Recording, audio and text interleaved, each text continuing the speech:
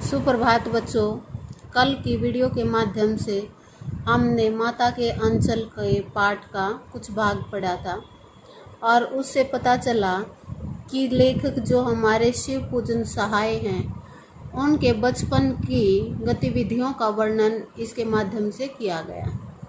और जो पिताजी हैं, माताजी हैं, वो अधिकतर समय अपना लेखक के साथ ही बिताते हैं और कभी उसे बचपन में शैशव अवस्था में पूजा के संस्कार देते हैं और जब बच्चा खेलता है, लेखक खेलता है, तो साथ साथ ही पिताजी उनके साथ ही खेलते हैं।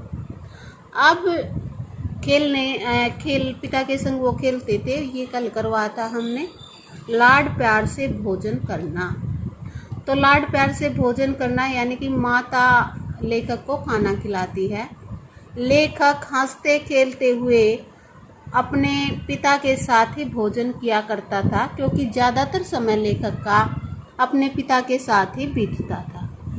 पिता अपने हाथों से उसे खिलाते थे और जब उसका पेट भर जाता था तो माता जो है फिर से उसको खिलाने की जिद करती थी लेखक को, क्योंकि माँ ये मानती थी कि उसके बेटे का पेट अभी भरा नहीं है। जब खाएगा बड़े बड़े कोर तब पाएगा दुनिया में ठोर, यानी कि जब वो ज़्यादा खाना खाएगा तभी दुनिया में स्थान ग्रहण कर सकेगा। उनकी माँ की ये सोच थी।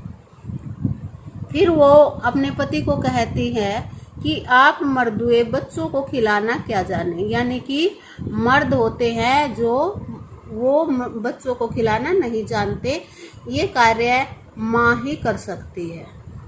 बच्चों का पेट तो महतारी के हाथों के खाने से ही भरता है।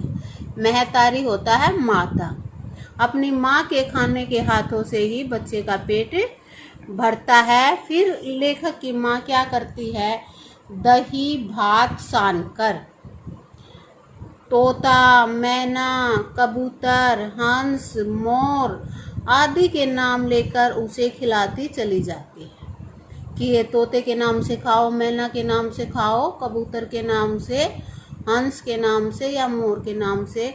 इस तरह से वो उसको खिलाती ही चली जाती है।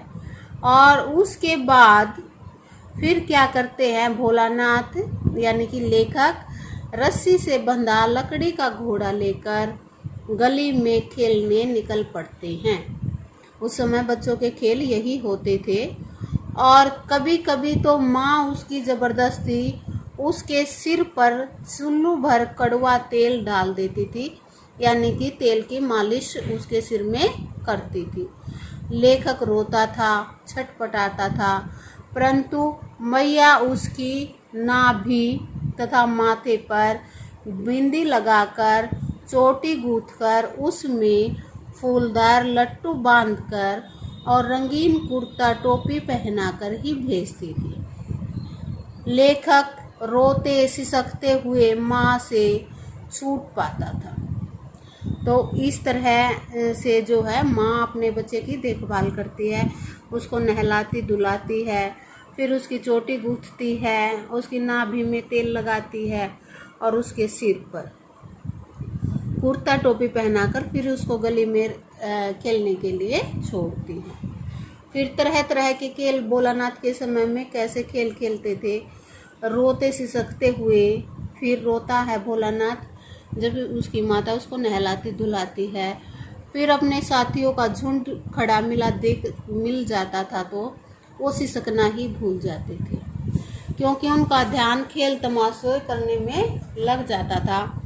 उनके खेल नाटकों जैसे हुआ करते थे। कभी वे चबूतरे के कोने को अपना नाटक घर बनाकर उस पर मिठाई की दुकान लगाते थे।